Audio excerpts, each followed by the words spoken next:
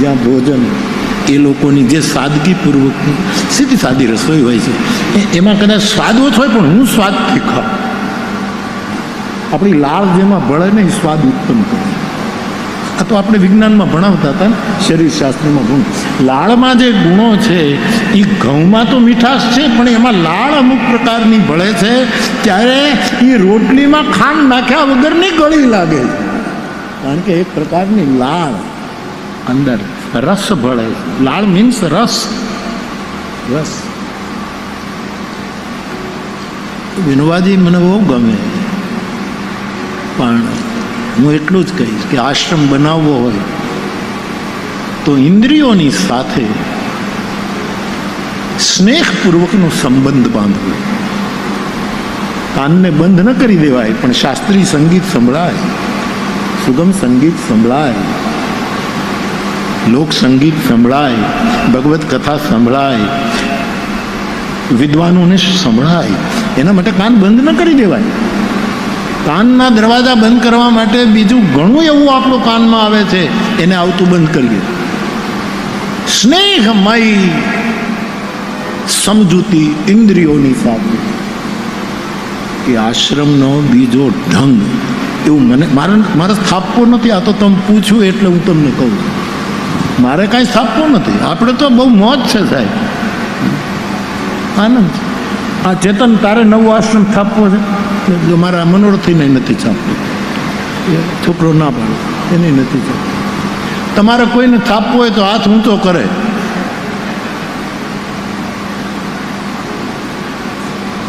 કોઈને નથી છાપવો. કદાચ આ લોક સમુદાયનો આ લોકમત પરિણામ તો 4મી તારીખે આવશે, પણ આજે પરિણામ આવી ગયું છે કે લોકોને આશ્રમમાં એટલી બધી રુચિ નથી. નહીતર તો બધા હાથ ઊંચા થાય ને કે અમારે કરવો છે, અમારે.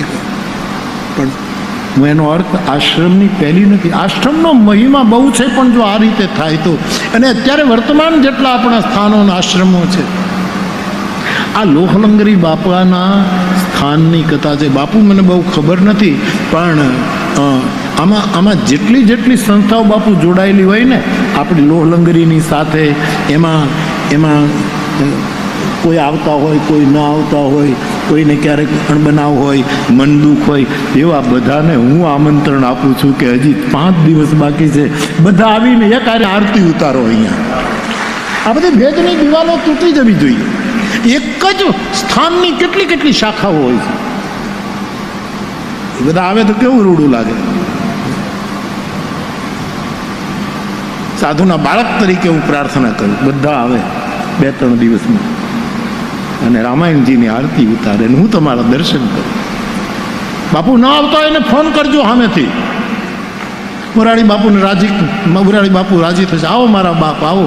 બધા ભેદ, બધી ભૂલોને વિસરી અને આપણે એક ન થઈ શકીએ તો આ લોહલંગરી બાપાને આનાથી વધારે મોટી કોઈ અંજલિ નહીં હોઈ શકે સાહેબ. અન્ન ક્ષેત્ર તો ચાલુ જ છે, વધારે એનો વિસ્તાર થાય આપણે ઈચ્છીએ, મંદિરનું નિર્માણ થાય આપણે ઈચ્છીએ, પણ એક વૈચારિક જો નિર્માણ થાય, એક સેતુ બંધ બને, એની પણ બહુ જ જરૂર છે.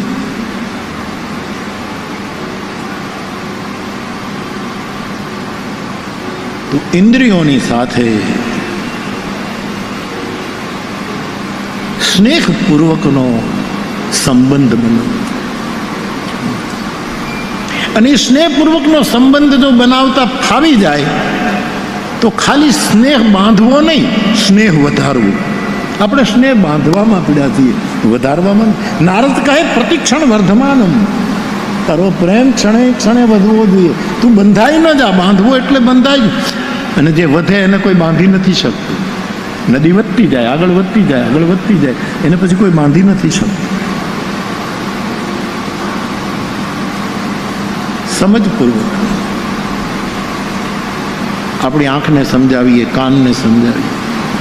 તો વિનોબાજીના આશ્રમમાં હું જાઉં અને પછી મારું ગંગાજળ એ લે ને, મારા ગંગાજળનું બધું લઉં એટલે મારી રસોઈ ગંગા, પણ એની જે સીધી સાદી રસોઈ બનતી, હું એમ જ કહું કે હું તમારી સાથે જમી, મારું ખાલી ગંગાજળમાં આપ કરજો. બાકી તમે જે સ્વાદ વગરનું શાક કરતા હો, તમે જે કાંઈ કરતા હો એવું તમે બનાવજો, હું તમારી સાથે.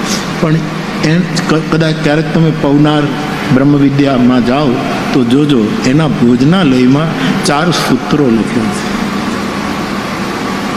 કાલ જાગરણ, ઉપનિષદનું સૂત્ર. કાલ જાગરણ. જાગરણ એટલે જીર્ણ કરવું, પચાવવું. જીર્ણ, જેમ આપણા પેટમાં આપણે આખો રોટલો ખાઈ ગયા હોય પણ જીર્ણ થતો થતો થતો થતો થતો કેટલો થઈ જાય નાનો. જારણમ એટલે જીર્ણ. પેલું સૂત્ર ત્યાં લખ્યું હતું, કાળ જારણમ.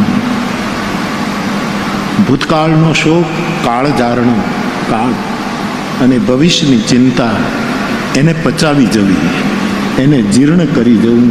આવી રીતે સ્નેહપૂર્વકનો સંબંધ જોવો. કાળ જારણમ, અદભુત, હું તમે કરી શકીએ એવા સૂત્રો છે. એક વખત તો 2 દિવસ પવનારમાં રોકાયો, અને અત્યારે જેટલા, હવે તો બધા વૃદ્ધ થઈ ગયા છે, ગૌતમભાઈ હજી બધું ચલાવે છે બજાજ, પણ બધી માતાઓ બધી, પણ એ 15 જણાની વચ્ચે હું લગભગ 3 કલાક પ્રશ્નોત્તરીમાં મારું ટેપ થયેલું છે. હું એની સાથે વાતો કરી છું 3 કલાક સુધી. એ આશ્રમ એ મને પૂછતા ગયા, મને પૂછ્યું એવું હું કહેતો ગયો. અને એવા સ્થાનમાં બેસીને ત્યારે આપણે કાંઈ નથી. તમે જુઓ સાહેબ, આમાં તમે અત્યારે આ મંડપમાં બેઠા છો તો તમે કાંઈ કરો છો કે એસી કરે છે? તમે કાંઈક કરો છો એટલે ઠંડક મળે છે કે આ એસી કરે? એમ અમુક જગ્યાએ બેસીએ ને ત્યાં આપણે કાંઈ કરતા નથી હોતા. કાં તો સ્થાન અને કાં તો વ્યક્તિ આપણા ઉપર કામ કરતી હોય છે. આ તમે કહેશો કે આ બધા એસી અમે ચલાવી છે, આ ઠંડક, અહીંયા બેસી જાઓ એટલે એસી તમને મળશે.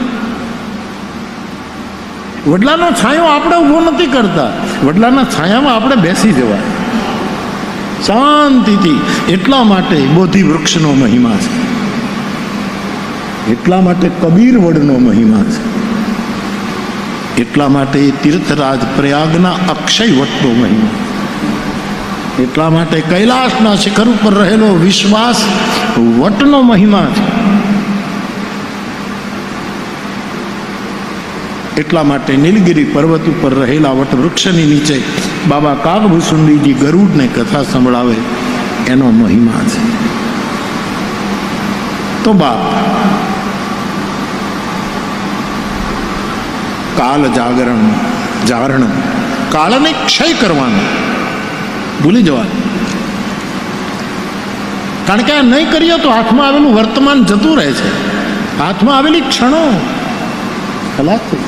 હું ફિલ્મની પિક્ચર ગાયા કરું છું, ગીત ગાયા કરું છું. અહીંયા નથી, મારા હોઠે જ ગીત નથી ચડતા, ખબર ને? એના ઉપરથી તમારે નક્કી કરવું જોઈએ કે હું ગાવા માટે ફિલ્મનું ગીત નથી ગાતું, મને હોઠે આવે એટલે ગાવું. બાકી તો ગમે ત્યારે ઘા કરું. નાનપણમાં બહુ ફિલ્મો જોઈ છે, એ સંસ્કારો બહાર નીકળે છે. ગાવીનું जो भी है बस यही एक पल है, आगे भी पीछे भी काल जारणम.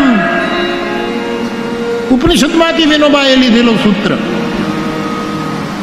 જે કાંઈ છે તે અત્યારે આ પળ.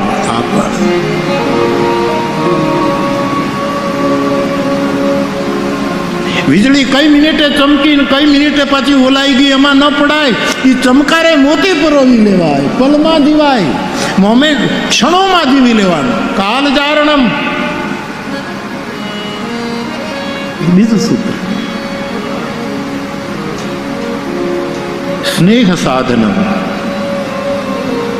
વિનોબાજી કહે એ મેં જીસસ પાસેથી લીધું છે. વિનોબાજીને કોઈ પૂછ્યું કે જીસસ થવું હોય તો કેમ થવાય? કે દુશ્મનને પ્રેમ કરવા માંડે એટલે તું જીસસ.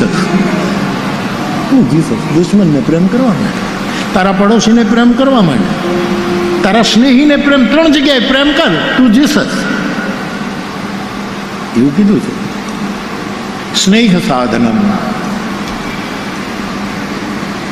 સ્નેહની સાધના કરવી, સ્નેહને સાધન બનાવવું, અને એનો સંબંધ બાંધવો નહીં, વધારવો.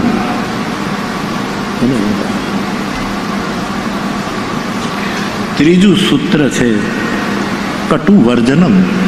આ કબીર